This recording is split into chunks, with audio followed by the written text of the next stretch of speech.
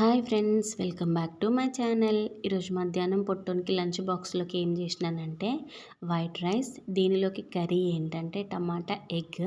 దీంట్లో green green ఆకులు కనబడుతున్నాయి కదా, అవి ఏం ఆకులు అంటే మునగాకు అన్నమాట.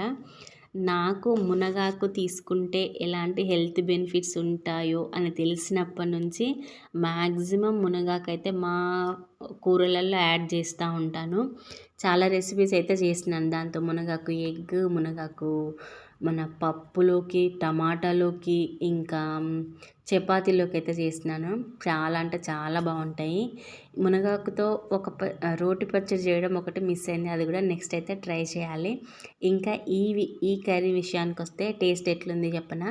మనం టమాటా మెంతి కూర ఉంటుంది చూడండి, మెంతి కూర టమాటాలోకి ఎగ్ కొట్టి పోస్తే ఎట్లుంటుందో సేమ్ అదే టేస్ట్ అయితే వచ్చింది, బాగుంది. పొట్టోడు కూడా మంచిగా తింటాడని నేనైతే అనుకుంటున్నాను. ఇంకా మునగాకుతో ఏమేమి వెరైటీస్ చేయొచ్చో కమెంట్ చేయండి. అండ్ ఈ వీడియో మీకు నచ్చితే like and subscribe. Bye friends.